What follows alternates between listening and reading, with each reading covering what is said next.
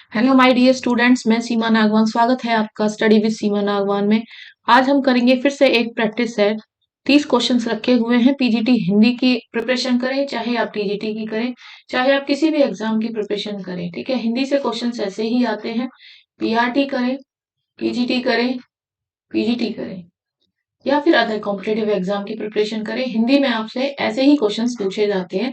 30 questions हैं, negative marking होती है, आप सभी जानते हैं। देखिए जरा कितना स्कोर किया है। फर्स्ट क्वेश्चन स्टार्ट करते हैं।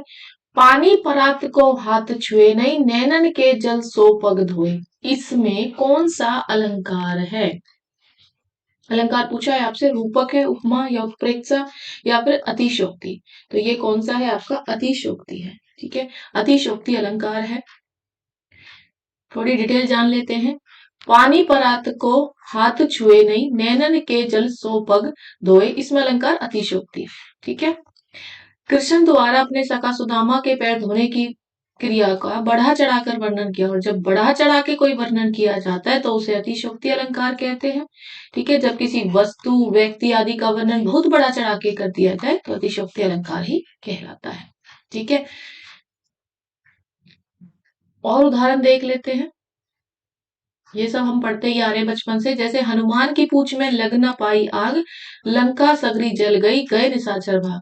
स्पष्टीकरण है कि आग तो लगी भी नहीं, उससे पहले राक्षस को भगा दिया, ठीक है। तो इस तरह बढ़ा चढ़ा के जो बोला है तो वो भी अतिशयोक्ति अलंकार ही है। मेरे दिमाग में ये होता है कि रूपक अलंकार कौन सा होता है, तो जहां किन्हीं दो व्यक्तियों या वस्तुओं में इतनी समानता हो या दोनों में अंतर करना मुश्किल हो जाए, ठीक है, अंतर करना मुश्किल हो जाए, इतनी समानता है, उसे आप रूपक अलंकार कहते हैं।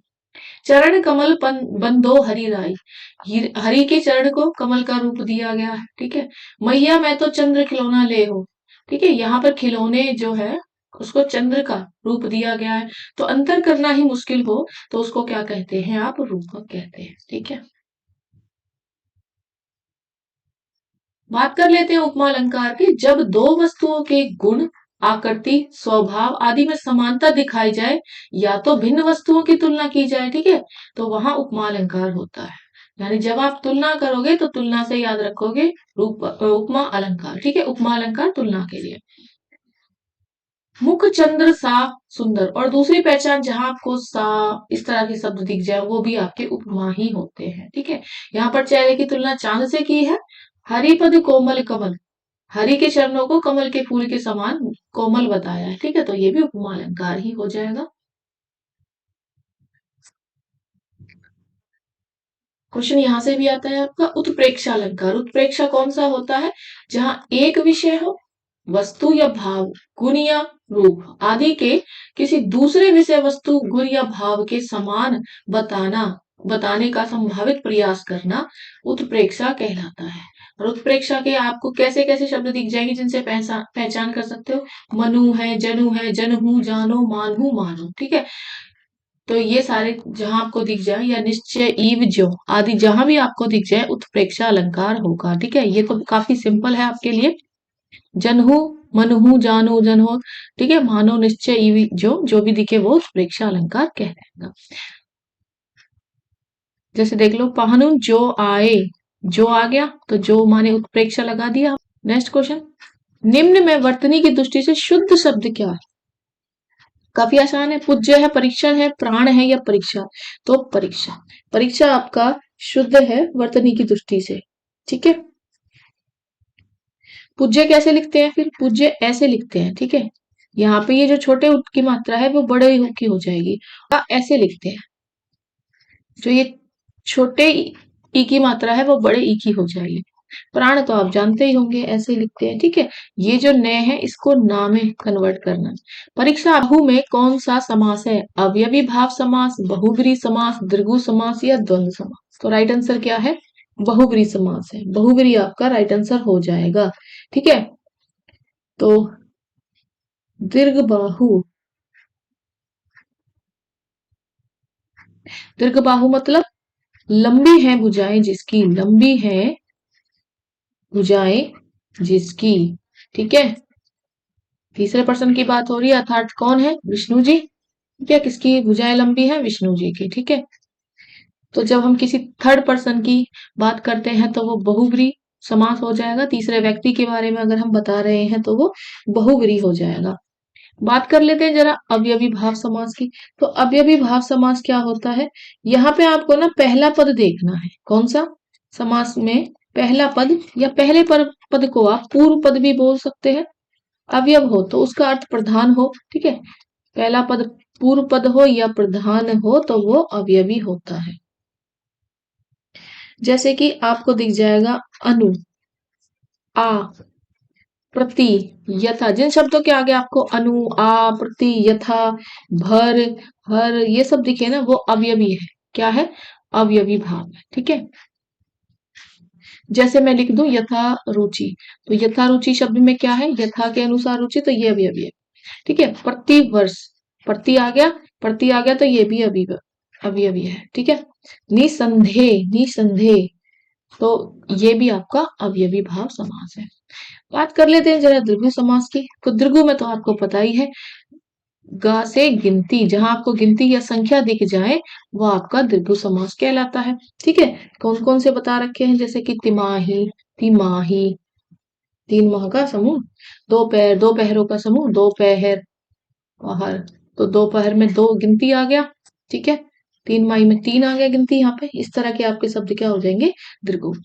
और द्वंद्व समास तो आप जानते हो, द्वंद्व चलता रहता है यानी विरोध करते रहते हैं, और विरोध का मतलब कि वे विलोम है, आपस में नहीं बन रही उनकी। जैसे सुख और दुख, ठीक है। सुख अच्छी बात है, और दुख, तो सुख दुख आपका हो गया, ये द्वंद्व है। और गुण दोष हो गया, गुण दोष, इस तरह के आपके द्वंद्व है, ठीक है। उपमेय में उपमान का निषेध रहित आरोप हो, उपमेय में उपमान का निषेध रहित आरोप हो तो कौन सा अलंकार है? उपमा, रूपक, उत्प्रेक्षा या अतिशयोक्ति? तो रूपक है, ठीक है। उपमेय में उपमान का निषेध रहित आरोप है तो ये कौन सा है? रूपक होता है। दूसरे शब्दों में गुण की अत्यंत समानता के कारण, ठीक है, जब ज्यादा ही समानता है, अंतर करना मुश्किल हो रहा है, ठीक है, भेद करने का मुश्किल हो रहा है, तो वो क्या है? आपका रूपक होता है, ठीक है। उपमा में तो मैंने बता ही दिया, उपमा में क्या करते हो? तुलना करते हो, तुलना करते हो, और सा वाला देख लेना, ठीक है। उत्प्रेक्षा मैंने बता ही दिया, मन हूं, जन हूं, जान हो, ये सब आएगा। अतिशयोक्ति में आपको बढ़ा चढ़ाकर बोला जाता है, बढ़ा चढ़ाकर, ठीक है। इस तरह से आप कर सकते हो। निर्देश दिए हुए हैं आपको कि निम्नलिखित प्रत्येक प्रश्न में 3 गद्यांश दिए गए हैं, त्रुटि वाले वाक्यांश को चुनें और उनके अनुरूप ए, बी, सी पर चिन्ह लगाएं, और यदि त्रुटिहीन हो तो डी पर चिन्ह लगाएं। सरदार पटेल से राजनीतिक एवं प्रशासक इस देश में फिर नहीं हुआ, कोई त्रुटि नहीं है। देखो अगर आप इस वाक्य को बनाओगे तो यहाँ पे देखो जरा, सरदार पटेल से अच्छी, तो अच्छी नहीं है ना, सरदार पटेल क्या है? पुल्लिंग है ना, पुरुष है, तो पुल्लिंग में क्या लगाएगा? अच्छा। सरदार पटेल से अच्छा, ठीक है। अच्छी नहीं आएगा, अच्छा आएगा। तो लिंग संबंधी यहाँ पे आपकी एक अशुद्धि थी, जिसकी वजह से यही आपकी त्रुटि है। राजनीतिक प्रशासक, ये तो ठीक है। इस देश में फिर नहीं हुआ, ये भी ठीक है। तो आपका राइट आंसर क्या हो गया? ए ही हो जाएगा।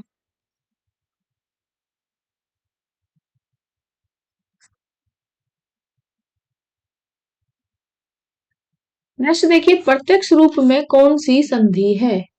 प्रत्यक्ष रूप में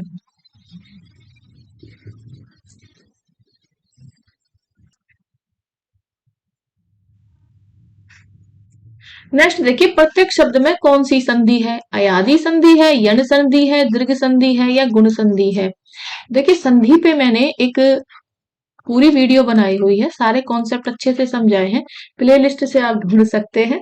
जो भी न्यू स्टूडेंट्स मुझे पहली बार देख रहे हैं वो प्लेलिस्ट ओपन करें हिंदी की, ठीक है, जनरल पेपर हिंदी, और वहां पे मैंने संधि अच्छे से बताया हुआ है। फिलहाल क्वेश्चन को सॉल्व करते हैं। प्रत्यक्ष संधि कौन सी है? प्रत्यक्ष में अयादि, यण, दीर्घ या गुण? तो यण संधि आपका राइट आंसर हो जाएगा, ठीक है। प्रत्यक्ष को अगर आप तोड़ोगे तो ऐसे बनेगा, प्रति जमा में अक्ष, ठीक है, प्रति जमा में अक्ष, और प्रति में आपको यहाँ ई दिख रहा है और ए दिख रहा है, और ई और ए मिलके क्या बना रहे हैं? ये बना रहे हैं, ठीक है। तो जब आपको ऐसे दिखे कि जब ई और ए ये बनाए, ठीक है, या छोटा ऊ और बड़ा ऊ मिलके आपका वे बनाए, या रे ऋषि मिलके के साथ कोई अन्य स्वर हो जाए तो रे बन जाए, ठीक है, स्वर कोई सा भी हो सकता है इसके साथ। तो या व र ये सारे किस में आते हैं, यन संधि में ही आते हैं। दूसरा पहचान ये है कि जो आधा अधूरा दिखता है ना, ये आधा पे, ये इस तरह का आधा, ये इस तरह का, तो ये भी यन संधि ही होती है। ठीक है, दोनों पहचान मैंने आपको बता दी है। अयादि की बात कर लेते हैं। अयादि, अयादि संधि में आपको क्या दिखेंगे, अयादि संधि में आपको इस तरह के शब्द दिखेंगे, नयन, गायक, ठीक है, पावक, पवन या पावक या पवित्र, जब आप शब्दों को तोड़ोगे। जैसे कि मैं बोल दूं न जमा में अन, ठीक है, नयन बन गया, तो न जमा में अन, तो यहां से आपको ए मिल गया, यहां से आपको ए मिल गया, तो ये क्या बन गया, ए। तो ए, आए, अब, आ, ये सारे आपको कहाँ दिखते हैं, ये अयादि संधि में ही दिखते हैं। ठीक है, और अगर हम बात कर ले जैसे कि गायक की बात कर लेते हैं, गायक कैसे तोड़ोगे आप, गे जमा में अक, ठीक है, तो यहां से आपने ए लिया और यहां से आपने ए लिया, और ये ए और ए बन के क्या बन गया, आ। इस तरह से पूरी डिटेल आप वीडियो में देख सकते हैं, मैंने सारा समझाया हुआ है।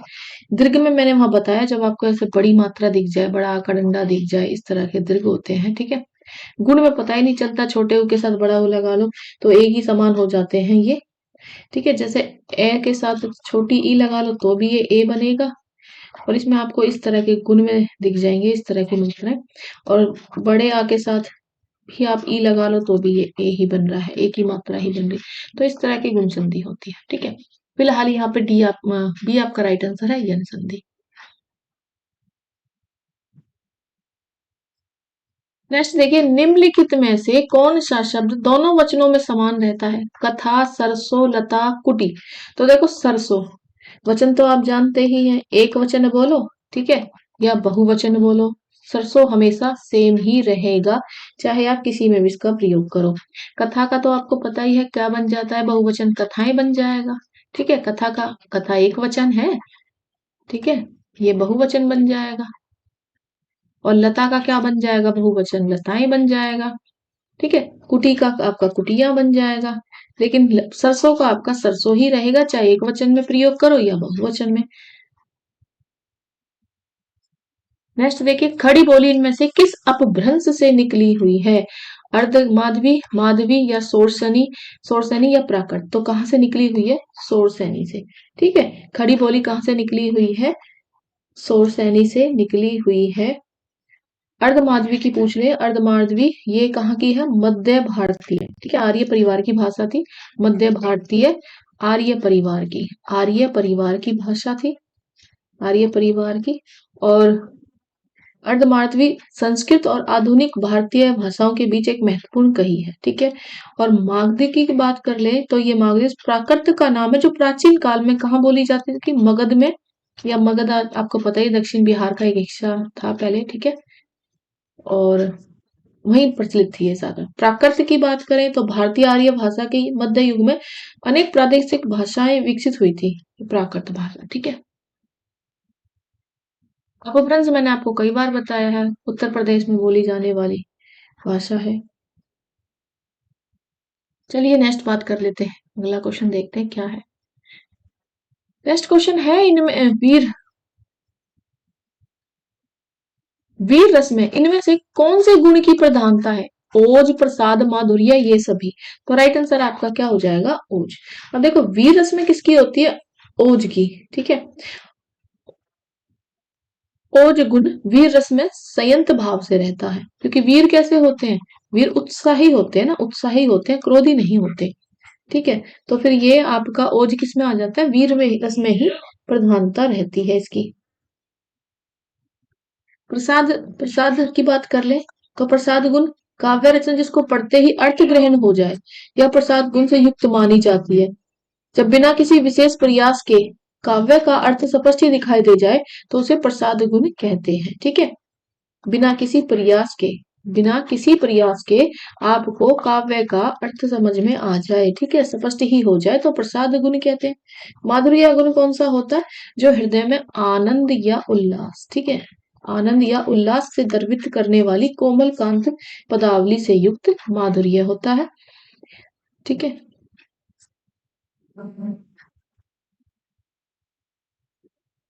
चलिए नेक्स्ट क्वेश्चन देख लेते हैं। इनमें से कौन सा शब्द पुत्र का अनेकार्थी शब्द है? पुत्र का पूत हो सकता है पुरुष या ईश्वर या राधा, तो क्या है आपका पूत? आपका राइट आंसर है अनेकार्थी शब्द। ठीक है, पूत के एक से अधिक होते हैं। पूत के एक से अधिक अर्थ हो सकते हैं, जैसे शंख या पवित्र किया हुआ भी होता है। पवित्र किया हुआ, ठीक है, पवित्र किया हुआ भी हो सकता है। वहीं पुरुष की बात करें, पुरुष का अर्थ आप इसको शिखी भी बोल सकते हो, शिखी। और ईश्वर को तो आप अनंत भी बोल सकते हो, अनंत। ठीक है, राधा श्यामा भी बोल सकते हो, श्यामा।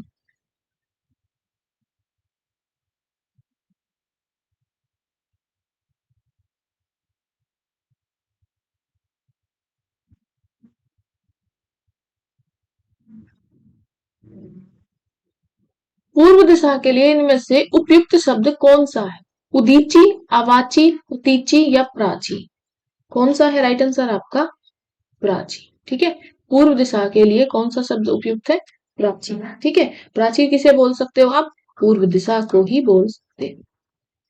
उदीची किसे बोलते हो? आपने पढ़ा होगा, उदीची ना उत्तर है, ऐसे ही दिखा रहा है। ठीक है, वैसे दिख रहा है प्राची, तो पूर्व। उदीची आपका उत्तर दिशा को बोला जाता है।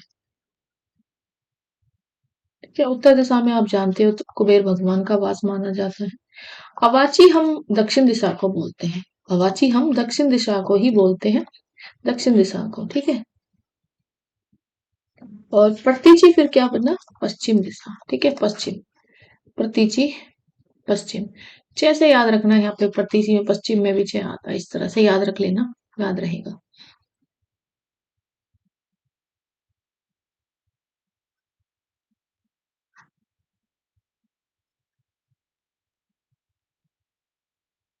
हिंदी अनुवाद को हिंदी अधिकारियों को प्रशिक्षित करने और सरकारी दस्तावेज के अनुवाद कार्य में संलग्न केंद्रीय अनुवाद ब्यूरो किस विभाग के तहत कार्यरत है? विधायी विभाग, साहित्य अकादमी, उत्तर शिक्षा विभाग या राजभाषा विभाग? तो राइट आंसर क्या है आपका? राजभाषा विभाग। राइट आंसर आपका हो जाएगा राजभाषा विभाग। ठीक है, राजभाषा विभाग के बारे में आपको पता ही होगा, भारत सरकार के गृह मंत्रालय और सरकार के अधीन के विभाग है। जून 1975 में राजभाषा विभाग की स्थापना की गई थी। ठीक है, राजभाषा विवाद संबंध, राजभाषा से जितने भी संबंधित विवाद हैं उनके निपटारे के लिए संविधान ने 1955 में राजभाषा आयोग का गठन किया था और 1956 में अपनी रिपोर्ट भी प्रस्तुत की थी। ठीक है, बाकी आप जानते होंगे साहित्य अकादमी पुरस्कार देने के लिए, ठीक है, उच्चतर शिक्षा विभाग आप जानते हो, उच्च शिक्षा देने के लिए, और विधान बनाने के लिए या कानून बनाने के लिए विधान विभाग। नेक्स्ट देखिए, जो देने योग्य है के लिए एक शब्द बताइए। गे, देय, पेय या दान? तो देय है वह। ठीक है, देय मतलब दान।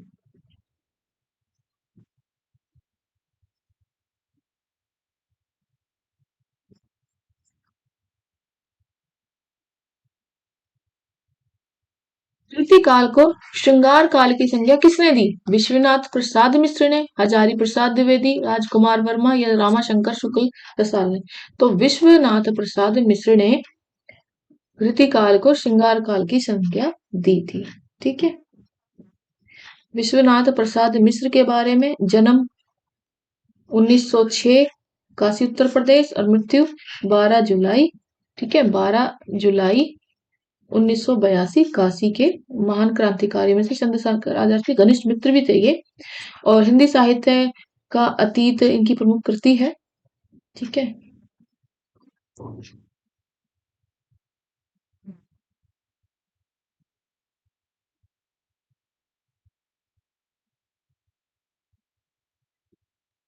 हिंदी व्याकरण में हिंदी वर्णमाला में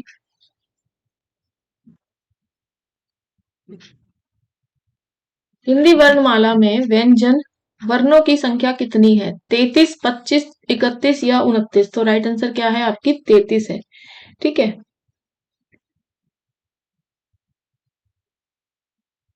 बाकी डिटेल मैंने वर्ण पे बनाई हुई है, सघोष अघोष प्रीवियस वीडियो आप देख सकते हो प्लेलिस्ट से।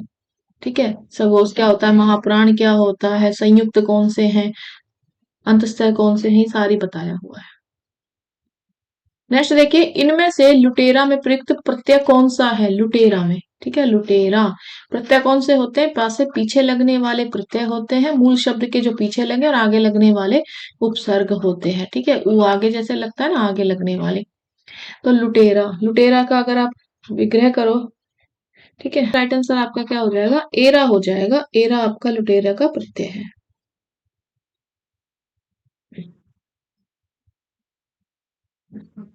बाकी प्रत्यय पे वीडियो है, ठीक है, प्लेलिस्ट से आप निकाल सकते हो। कॉन्सेप्ट में सारे वीडियो वहां बनाई हुई है, बाकी यहाँ सिर्फ हम प्रीवियस ईयर क्वेश्चन करते हैं। नेक्स्ट देखिए, भारतेंदु पत्र कहाँ से प्रकाशित होता था, भारतेंदु पत्र, भारतेंदु पत्र कहाँ से प्रकाशित होता था, मेरठ से, कलकत्ता से, बनारस या वृंदावन से, तो वृंदावन से भारतेंदु पत्र प्रकाशित होता था, भारतेंदु पत्र, ठीक है। 1883 की मैं बात करूं तो वृंदावन से, संपादक कौन थे, राधा चरण गोपाल, राधा चरण गोस्वामी, ठीक है, गोस्वामी।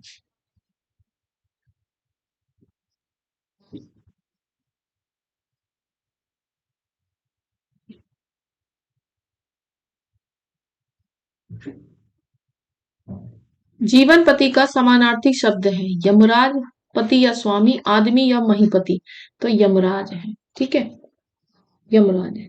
जीवन पति का समानार्थी शब्द यमराज है। पति का पर्यायवाची क्या हो सकता है, अगर हम पति का देख लें, पति का पर्यायवाची क्या हो सकता है, स्वामी, ठीक है, भर्ता, और वल्लभ, वल्लभ भी बोल सकते हो आप, स्वामी बोल सकते हो, प्राणाधार बोल सकते हो, प्राणाधार, प्राण प्रिय बोल सकते हो, प्राण प्रिय, ठीक है, और प्राणेश बोल सकते हो, प्राणेश, आर्य पुत्र बोल सकते हो, आर्य, मानव बोल सकते हो, मानुष बोल सकते हो, मानुष, और मनुज बोल सकते हो, मनुज या मनुष्य बोल सकते हो, मनुज या मनुष्य। महीपति को क्या बोलते हो, अवनीश बोल सकते हो, अवनीश। नरपति बोल सकते हो, नरपति। नरेंद्र बोल सकते हो, नरेंद्र। महिपाल बोल सकते हो, महिपाल, ठीक है। और क्या बोल सकते हो, राजा भी बोल सकते हो, राजा, नृप। भूपति बोल सकते हो, भूपति, और भूप और नरेश, भूप और नरेश, ठीक है।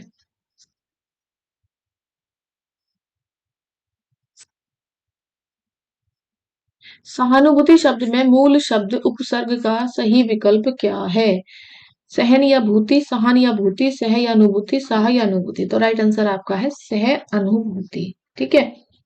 सहानुभूति से, यहाँ पे देखो, आपसे मूल शब्द क्या पूछा है, उपसर्ग का सही विकल्प सह, और जमा में अनुभूति, अगर आप इसे तोड़ोगे तो यही बनेगा, सह जमा में अनुभूति, ठीक है। उपसर्ग आगे लगते हैं, भूति अपना एक मूल शब्द है और उसके आगे अनु लगा हुआ, ठीक है। बाकी डिटेल के रूल जानने हैं तो कितने टाइप के उपसर्ग होते हैं, ये सब आप प्लेलिस्ट से वीडियो निकाल सकते हैं और डिटेल जान सकते हैं।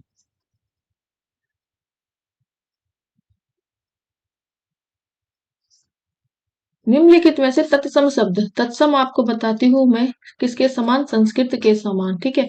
आंसू, आंख, असीस या अक्षर, तो राइट आंसर क्या हो जाएगा आपका, अक्षर।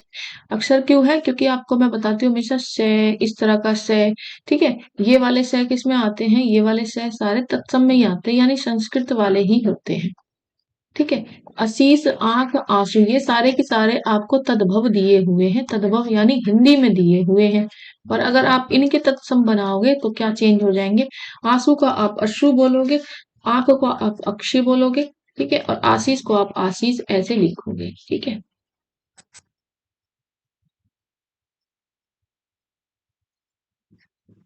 नेक्स्ट देखिए, इनमें से किस पुस्तक को व्यास सम्मान प्राप्त नहीं हुआ, पहला गिरमिटिया, आलोचक का पक्ष, अलमा कबूतरी, कठगुलाब, तो राइट आंसर आपका क्या है, अलमा कबूतरी, अलमा कबूतरी, ठीक है।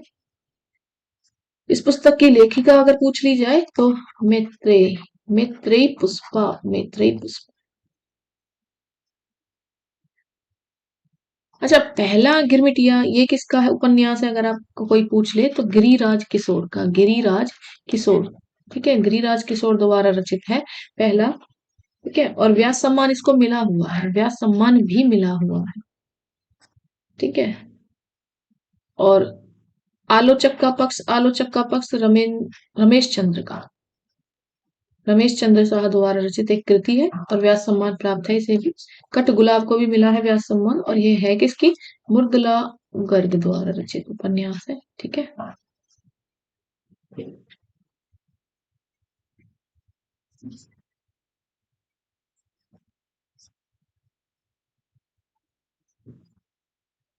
नेक्स्ट देखिए, राम बाजार जा रहा है का संदिग्ध भूतकाल में रूपांतरण क्या है। राम बाजार गया था, राम बाजार गया होगा, शायद राम बाजार जाए, या राम बाजार जाएगा। तो देखिए संदिग्ध भूतकाल में क्या हो जाएगा, राम बाजार गया होगा। ठीक है, ऐसा आप आइडिया लगा रहे हो। ठीक है, तो आपको संदेह हो रहा है कि गया होगा या नहीं।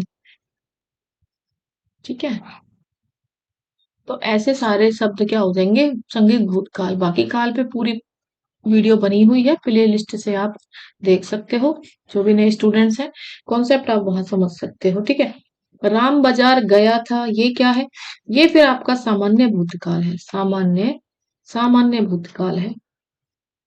थाते थी, शायद राम बाजार जाएगा, शायद है ना, तो शायद तो संभावना हो गई ना आपकी, संभाव्य। तो संभाव्य,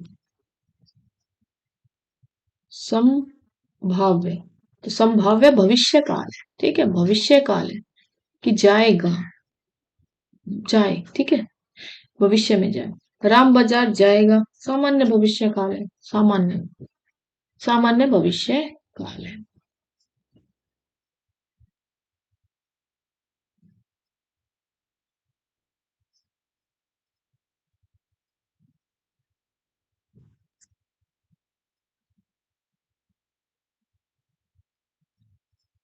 नीति ज्ञान रखने वाला, इस वाक्यांश के लिए उपयुक्त शब्द लिखिए। नीति दक्ष, नीतिज्ञ, नीतिवान या नीति निपुण।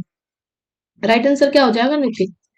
ठीक है, नीति ज्ञान रखने वाला, इसको क्या बोलोगे आप, नीतिक बोलोगे। ठीक है, और जो नीति दक्ष है उसका मतलब क्या है, वो नीति में दक्ष है, नीति में दक्ष है। ठीक है, और नीतिवान का मतलब क्या है, नीति वाला, नीति वाला। और जो नीति जानता हो उसे बोलते हैं आप नीति निपुण, जो जानता हो। ठीक है, जो नीति जानता हो, जो नीति जानता हो उसको आप नीति निपुण बोलोगे। बाकी आप बचपन से ही पढ़ते आ रहे हो, जो जल से उत्पन्न हो जलज। ठीक है, जिसने इंद्रियों को बस में कर लिया जितेंद्रिय, जो ग्रहण करने योग्य हो ग्रह, जिसके सर पर चंद्र कला हो चंद्रचूड़, जहाँ सैनिक निवास करते हो छावनी। इस तरह के इंपॉर्टेंट है, आप याद रखें इन्हें भी। नेक्स्ट देखिए, इनमें से जो ना जानता हो के लिए उपयुक्त शब्द क्या है। अनिमेष, अज्ञात, अज्ञ या अज्ञानी। तो अज्ञ हो जाएगा, जो ना जानता हो अज्ञ। ठीक है, अज्ञ हो जाएगा, जो ना जानता हो अज्ञ। अनिमेष क्या हो जाएगा फिर, अनिमेष, अनिमेष आपसे कोई पूछ ले तो अनिमेष क्या हो जाएगा, पलक को झपकाए बिना, पलक को झपकाए बिना, झपकाए बिना। अज्ञात कौन है, जिसके विषय में, जिसके विषय में, ठीक है, जिसके विषय में कोई ज्ञान ना हो, कोई ज्ञान नहीं हो।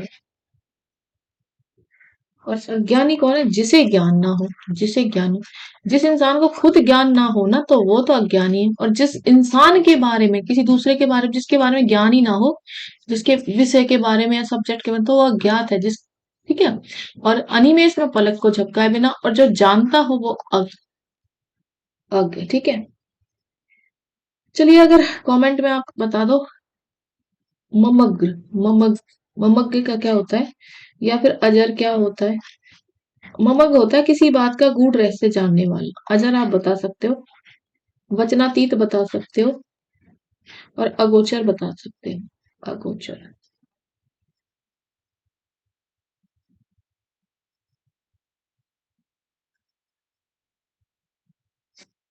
नेक्स्ट देखिए, भाषा, भाव, बोली शब्द इन चारों में से कितने स्त्रीलिंग हैं? देखो, 1, 2, 3, 4 शब्द आपको दिए हैं, ठीक है? पूछ रहा है कि इनमें कितने स्त्रीलिंग है। मेरी भाषा, मैंने कहा था ना स्त्रीलिंग पहचानने की यही है कि मेरी लगा दो, और शब्द सेट बैठ बैठ रहा है तो वो स्त्रीलिंग, और मेरा लगा दो तो वो पुल्लिंग, ठीक है? मेरी भाषा होता है या मेरा भाषा, तो मेरी भाषा होता है, यानी एक स्त्रीलिंग ये है। मेरा भाव होता है या मेरी भाव, मेरा भाव होता है, तो ये मेरा भाव है, तो ये पुल्लिंग है, ये स्त्रीलिंग नहीं रहा। मेरी बोली या मेरा बोला, बोली, तो मेरी बोली, ठीक है, तो ये भी स्त्रीलिंग है, यानी तीसरा भी है। मेरा शब्द या मेरी शब्द, तो मेरा शब्द है, यानी ये नहीं है। तो एक और दो, ठीक है, तो दो स्त्रीलिंग है इसमें, तो राइट आंसर आपका दो हो गया।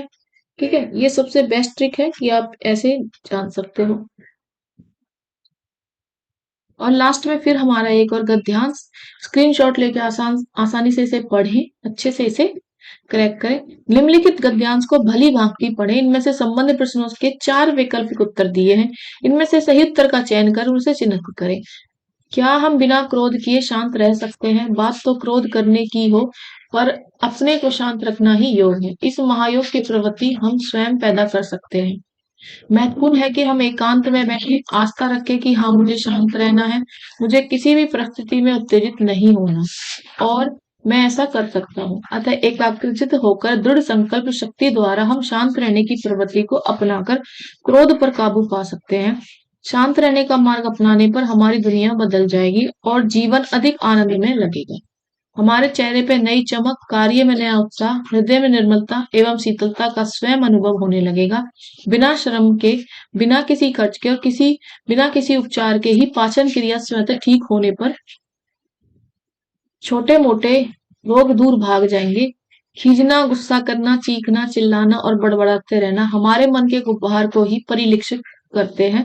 इनसे हमारी पहचान पर धब्बा लग जाता है, हमारे ओजस्वी चेहरे पर चिंता की रेखाएं उभर जाती है। अगर हम कुछ समय निकालकर पूर्ण समर्पण के साथ शांत रहने की आदत डालें तो निश्चय ही सफलता हमारे कदम चूमेगी। शांत रहने की प्रक्रिया में यदि हम रात्रि को शयन कक्ष में जाने से पहले अपनी व्यक्तिगत दैनिक दैनंदिनी यानी डायरी में दिन भर की वे घटनाएं लिखते रहें जब हम शांत नहीं रह सके। कुछ दिनों बाद वही दैनंदिनी पढ़ने पर आप अपनी तब की कमजोरी पर स्वयं हंसेंगे, कितनी छोटी बात पर हम क्रोध करने लगते हैं। आओ हम गुस्सा व उत्तेजना को फेंक दें और शांत रहना शुरू करें। दिनों बाद वही दैनंदिनी पढ़ने पर आप अपनी तब की कमजोरी पर स्वयं हंसेंगे, कितनी छोटी बात पर हम क्रोध करने लगे हैं, तो शांत रहना शुरू करें। अब देखो, जो ये गद्यांश दिया है ना, उपयुक्त गद्यांश का सही शीर्षक क्या है? सही शीर्षक अगर मैं आपसे पूछूं तो सही क्या है? एकाग्रचित रहो, क्रोध में अमंगल, शांत रहो, सुखी रहो, या सफलता का उपाय। तो पूरे गद्यांश में शांत रहने की बात है, तो शांत रहो, सुखी रहो, ये आपका शीर्षक हो जाएगा। सेकंड क्वेश्चन देखिए, सेकंड क्वेश्चन क्या कहता है आपसे? क्रोध आने की स्थिति में शांत रहने की प्रवृत्ति को क्या नाम दिया गया है? महायोग, शांति, सुख का मार्ग। तो महायोग नाम दिया है।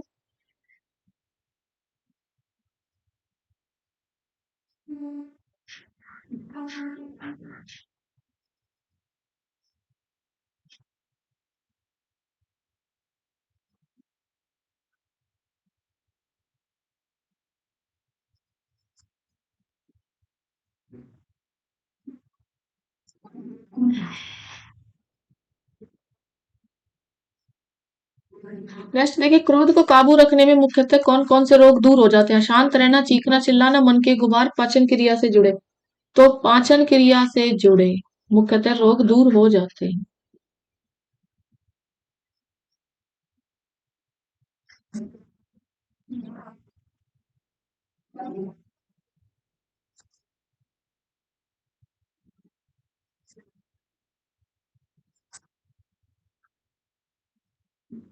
चिंता की रेखाएं कहाँ उभर कर आती हैं? चिंता की रेखा सारे शरीर पर, ओजस्वी चेहरे पर, गालों पर, मस्तक पर। तो कहाँ ओजस्वी चेहरे पर उभर कर आती है। नेक्स्ट देखिए, शांत रहने की प्रक्रिया में आगे बढ़ने के लिए रात को क्या करें? क्रोध के लिए अनुभव डायरी पर लिखें, विश्वासपूर्ण प्रभु से प्रार्थना करें, डायरी पर लिखे हुए अनुभव पढ़े, शांत वातावरण में सोने जाए। तो क्रोध के अनुभव डायरी पर लिखें। राइट आंसर आपका अकॉर्डिंग टू पैसेज यही है। वीडियो आपकी खत्म हुई। मोटिवेशन के लिए प्लीज लाइक ज्यादा से ज्यादा करें, जिस भी ग्रुप से आप जुड़े हैं वहां शेयर कर दें वीडियो, ठीक है। चैनल को सब्सक्राइब कर दें, जैसे ही नई वीडियो अपलोड होगी आपके पास तुरंत नोटिफिकेशन आ जाएगा। Thank you for watching.